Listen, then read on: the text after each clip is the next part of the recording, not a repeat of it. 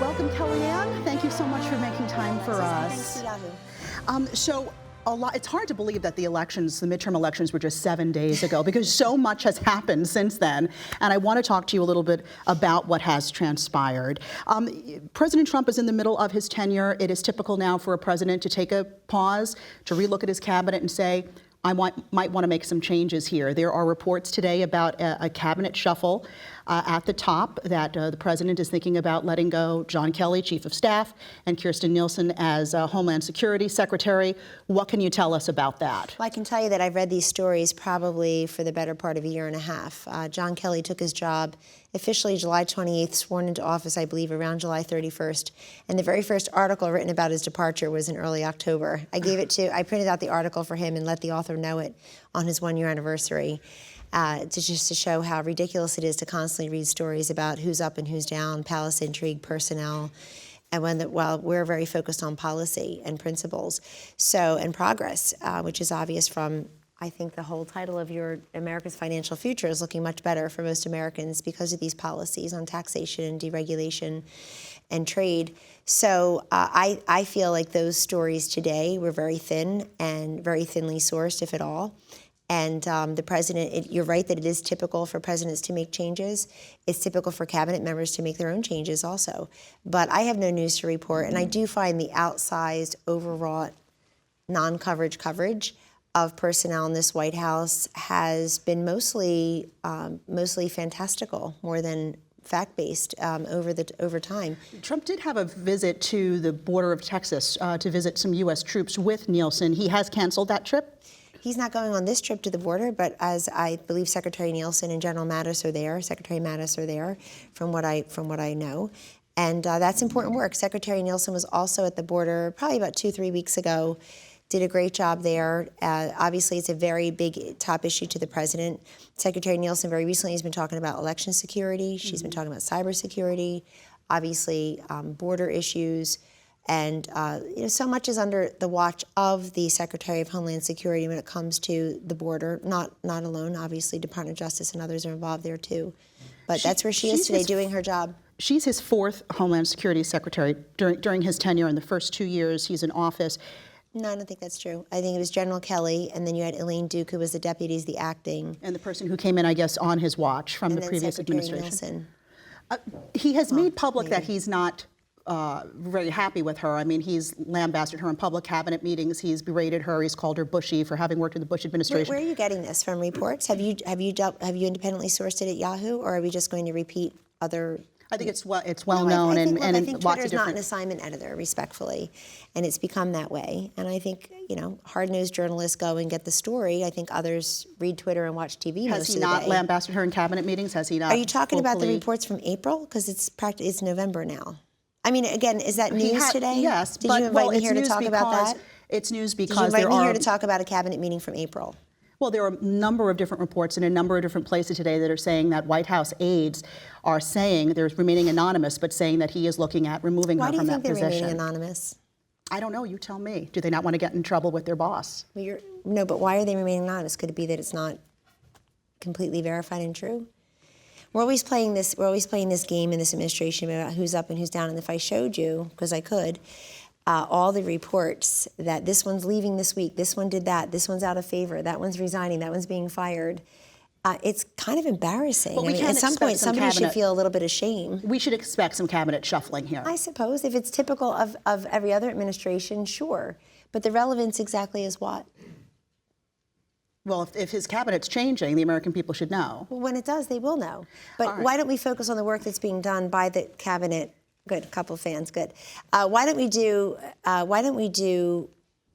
we focus on the work that's being done by the cabinet that's there, because it's pretty considerable. So again, I just went through very few examples of what Secretary Nielsen is doing as Secretary of Homeland Security at the border today with, I believe, General Mattis is there. And why don't we focus on that? Why are they there? What are they doing? I'm trying to do that, and you're asking who the next person will be. Why are we always focused on who the next person will be and not what the work is being done there? So at the border this year, for example, we have 50% increase in interdiction of fentanyl, which is a synthetic opioid responsible for the deaths of almost 30,000, over 29,000 Americans last year. And I would say that Yahoo's given very little coverage to that. It's killing 30,000 Americans a year, and we're hardly even touching it. We want to talk about who's up and who's down. Yeah, well, I can tell you that I've done a lot of reporting on the opioid crisis, and Yahoo Finance certainly has, and that's something I do want to get to with you today. We have a lot of things we want to check off. I want to talk to you about the other fresh news today, which is that CNN is suing President Trump and several aides over the Jim Acosta incident. Is CNN going to get their press pass back? Well, CNN has lots of press passes. You mean, is that reporter going to get him? Because CNN has many press passes, and they're still. And as far as I know, those folks have been showing up to work as part of the White House press corps. Will Jim Acosta get his hard press pass back? But I'm not going to announce that today. I see the genesis of the lawsuit, and I would just repeat to you what the president said at the time. He had already answered probably 2 questions from that reporter, called on him fairly early in the press conference, and all told, President Trump last Wednesday, Alexis, answered 68 questions from 35 different reporters. I mean, he's so available, so accessible, had already answered questions, and the question began with, "I'd like to challenge you on something." The next questioner from NBC News was already standing ready to ask his question. It's not really fair to all the other 150 people who were in the room, probably internationally and domestic reporters. Probably not fair to all of them for somebody to literally hog the mic. I think patently unfair to a young female aide for him to have grabbed the mic back from her and in the process had made physical contact with her. Even if it was accidental, well, he should apologize. The lawsuit claims that CNN's First and Fifth Amendment rights and Acosta's are being violated because of the ban. And some legal experts say, you know what, they have a really strong case. Does the White House have a response to the lawsuit? Some legal experts say that they don't. That's what lawsuits are for. So I'm sure the White House will respond through its lawyers if we haven't already. I see the press secretary sent out a statement. I think Jim Acosta has been on Twitter the entire time. I'm not sure how his First Amendment rights are abridged, but I haven't read the lawsuit. I will tell you, I try to be very pro-press. The president is obviously very pro-press. He gives so much availability now more than ever. He is out there on the South Lawn. He did an 81-minute press conference up at UNGA, the United Nations General Assembly. He did a 90-minute press conference last week. Again, the presidential press conference is sort of a tradition. After the first midterms, President Obama had one. President Obama answered 22 questions from 10 reporters. President Trump answered 68 questions from 35 reporters. I really don't think the First Amendment is imperiled at the Trump White House. He did say that he would revoke more passes. He didn't name names, but he said, I'll revoke more press passes. What's President Trump's criteria for taking a press pass away from a reporter? Well, I think you just saw what just happened. That's the one instance where it did happen. But you have to show respect. That they asked a question he didn't like? No. He gets asked plenty of questions that are neither unfair or particularly relevant. We're used to that. We're used to non-news being asked. That's okay. I mean, I'm out there more than anybody answering questions. And he sends me out there. So we hardly fear that. We're told by the White House press corps that we are the most accessible administration. He's a much more accessible president than the last few. I don't know if they'll say that publicly. Some say it publicly, but most say it privately.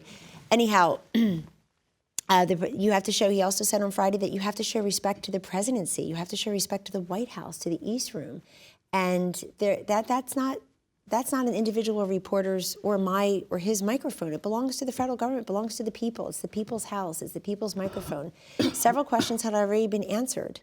And the same reporter shouting questions at the Easter egg roll while kids are doing the Easter.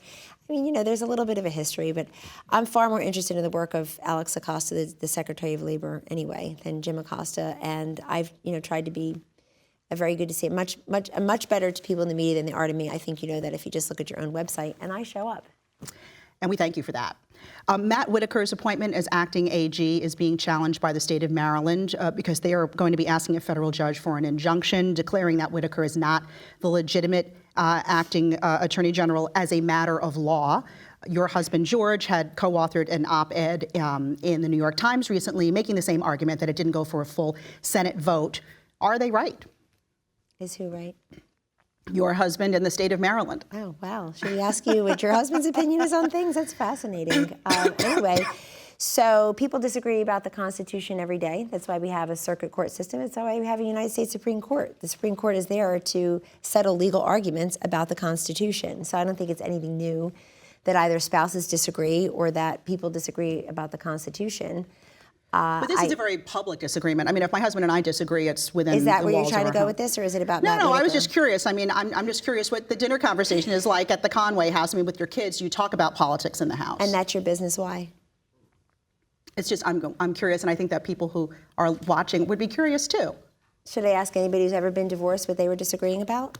Or adulterous, what they were disagreeing about? I don't think that's fair. All right, but let's get back. No. You just asked me what goes on in my household. They're not public figures, Kellyanne. They're not? These folks here are not No, public figures. not them. This is a perfectly nice audience. But should We people won't ask be them asked crazy that question? questions. No, you are interested in that. That's the way Yahoo covers, and other people cover it too. They describe him as Kellyanne's husband or Kellyanne Conway's husband. In fact, the question the president got the other day was Kellyanne's husband. Right, They didn't even call him by his first name. George Conway III, absolutely.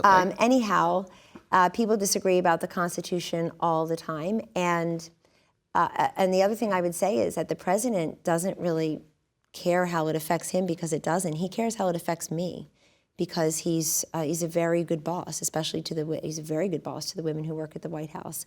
Why else would we be there? There'd be no point. Back to the question, though, of Whitaker. Do you believe that there is a let's get back to it. Is there a legitimate reason for him to be removed as acting AG? The president's lawyers say no. In fact, there's a DOJ opinion, I believe, from 2003. There's Supreme Court precedent. There are opinions that OLC has put out, and they publicly or privately, and there certainly is the Vacancies Act. I saw former chief of staff to an attorney general and former independent counsel Ken Starr today talking about how he thinks under the Vacancies Reform Act, that it's the Vacancies Act, that the VRA, as they know it, as they call it, but that again, that's why people disagree. And then someone, not on the opinion pages of a newspaper, but judges will decide whether it's constitutional. And also, the Department of Justice, I hope we all appreciate, does many more things other than the Mueller investigation. It's not even clear that Matt Whitaker has a lot of visibility or knowledge about the Mueller investigation. He has been the chief of staff for 13 months to the recused attorney general. So it would be the deputy attorney general, his chief of staff, and their team who would have most visibility into that.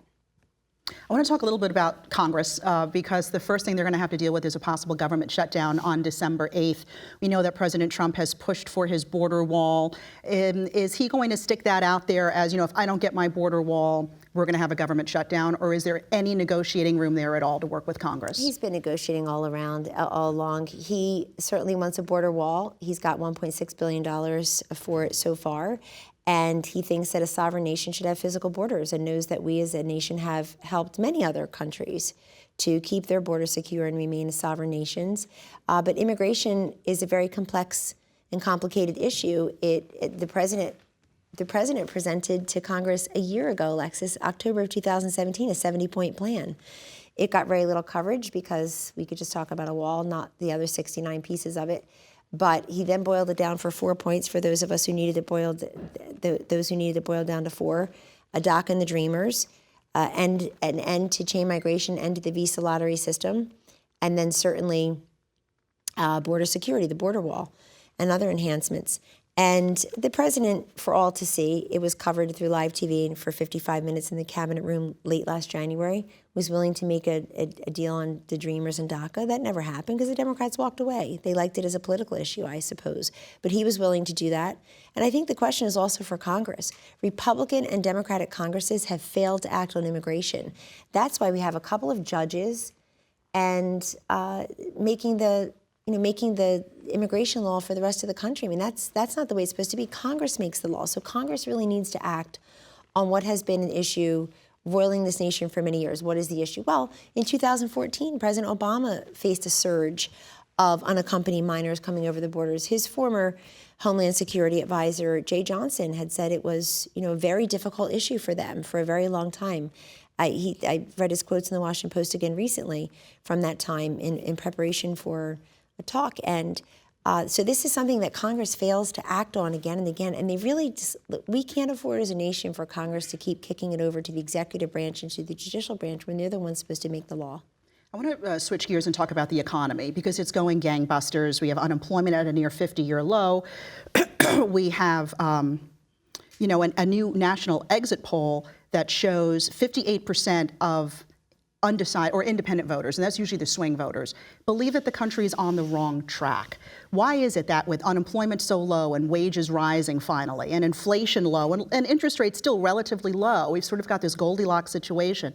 Why is it that more people, why isn't it resonating with more voters? Why don't they feel like we're on the right track? Because you're confusing unnecessarily, respectfully, wrong track numbers with just the economy. We discovered 20 years ago, actually 1998 in my polling company, we started dividing the question up, thinking about the economy now. Do you think the economy is heading in the right direction or off on the wrong track? And then you can do, the rest can be moral direction, national security, military readiness. It could be your local government. It could be traffic and weather. I mean, there's all different reasons that people say right direction, wrong track for the nation that have nothing to do with the economy.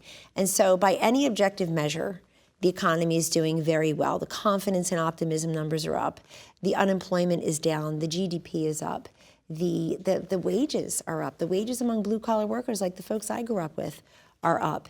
And we hear from people routinely who didn't even vote for the president, or those who took a chance on voting for him, how pleased they are. Some of them grudgingly so, and some of them enthusiastically so. But the president doesn't, we don't walk in and say, hey, are you a Democrat? We'll decide whether to help you or not. These economic measures are meant to help everyone. And one thing I really very much appreciate about this president's policies, and hopefully the Congress will keep it going and not impede it and reverse it, Alexis, is dignifying all types of work, all career choices, whether you're a stay-at-home mom or you're a welder, a carpenter, a mechanic, a hairdresser who has a trade and skipped college, or you have a postgraduate degree.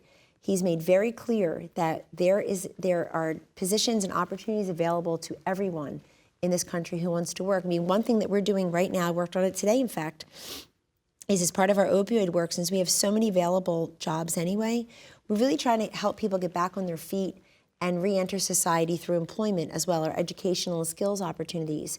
And very happy to be going around the country learning from these employers who, if you fail a drug test, there are very few of them still because it's expensive and it's an investment. It's a time and money investment. But instead of you losing your job, you can keep your job, but you must immediately go into a treatment program. And they partner up with the local community colleges, local health professionals. And because if you lose your job, for many of these folks, you lose really your pathway back. There are no housing opportunities, no educational and employment opportunities.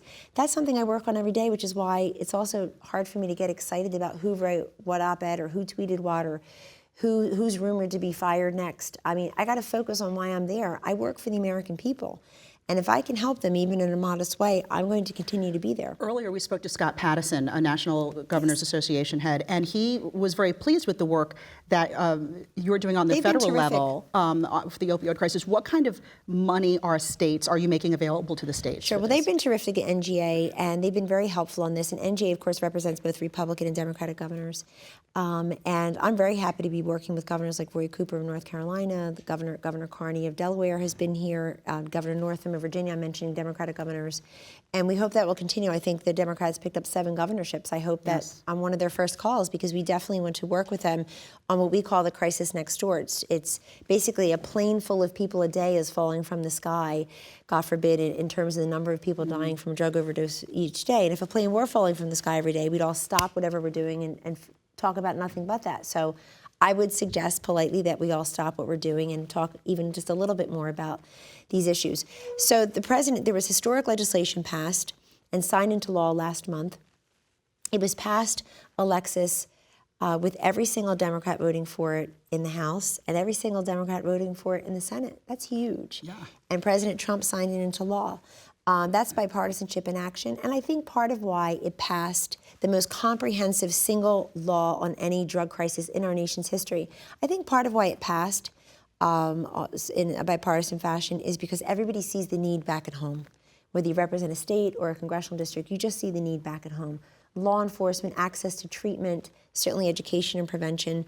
So prior to that, the president has secured $6 billion in new funding. That's unheard of in terms of new funding, historic levels of funding. That's in addition to the other money through SAMHSA, the other money through a lot of the law enforcement grants, access to treatment grants. I think even in this next Congress, I'm very hopeful that maybe we can work with the new Congress, the Democratic House and the Republican Senate, on lowering the dosage amounts that trigger the mandatory minimum sentencing because fentanyl, synthetic opioid, you need trace amounts of lethal. Basically, you need 20,000 doses of it to trigger the mandatory minimum. And a lot of that's coming in from China. A lot of it's coming in. They're making it from China. It's coming in through our own mails. So the STOP Act as part of this legislation is huge because it means that our own U.S. Postal Service now will need to comply the way the third-party carriers do. Sender recipient contents, and hopefully for every foreign-based package coming in.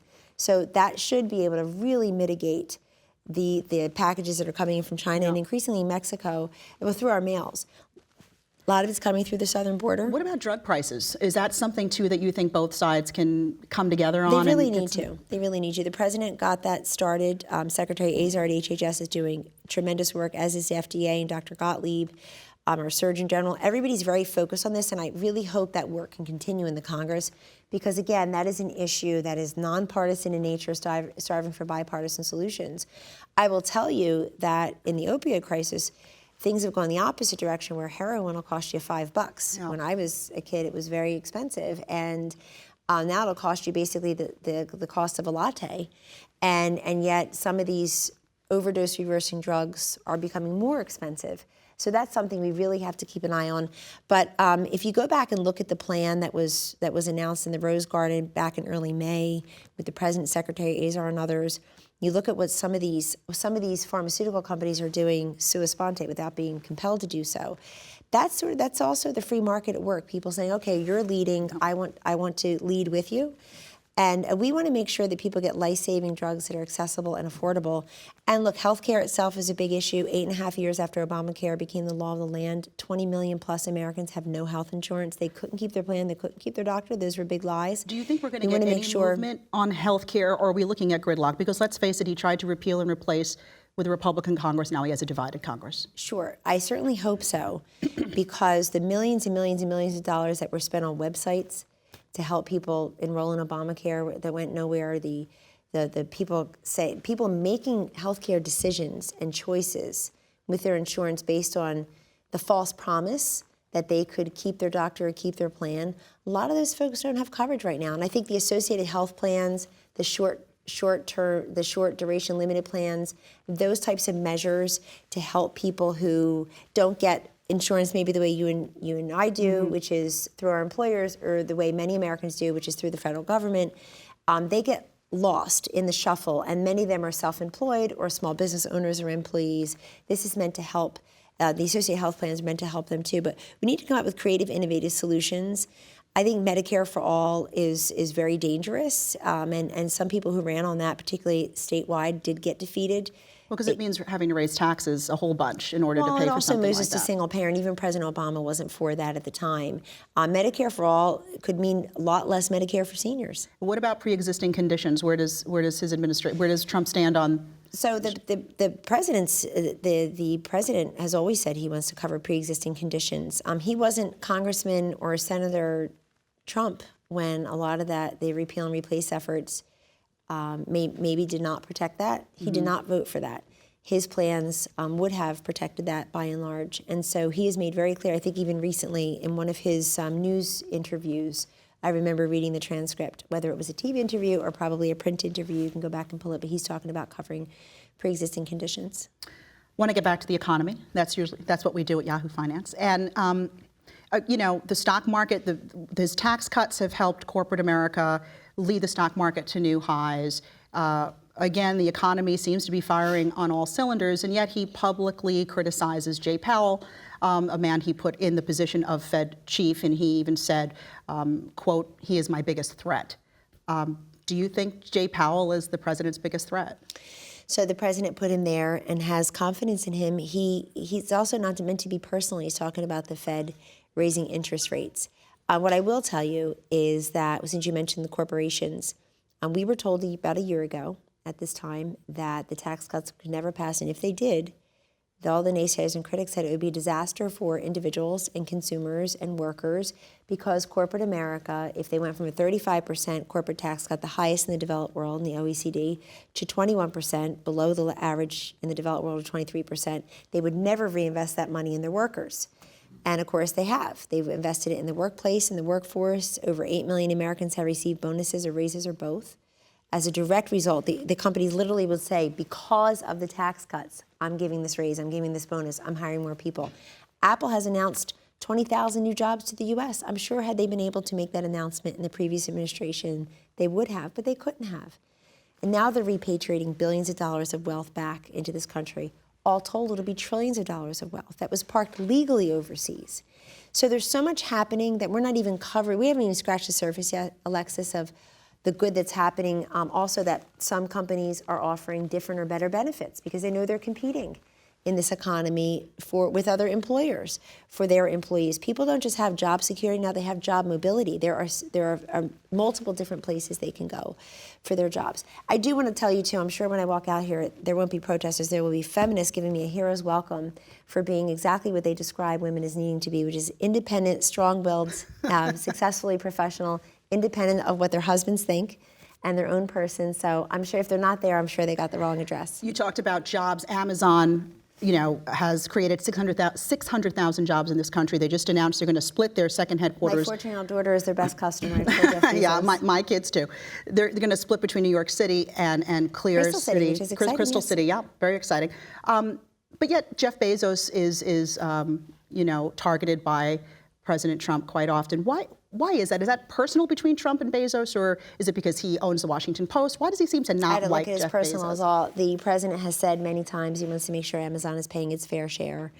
The president has, we appreciate, I could tell you, I very much appreciate the fact that third-party carriers like Amazon or UPS or DHL, that they already have, FedEx already have on their packages a lot of what we're talking about with our own postal service now from these foreign packages coming in.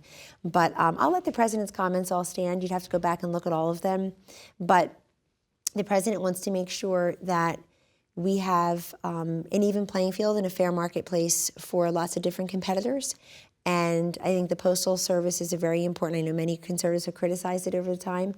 They still have the biggest footprint in many of our communities, or a very important footprint in many of our communities.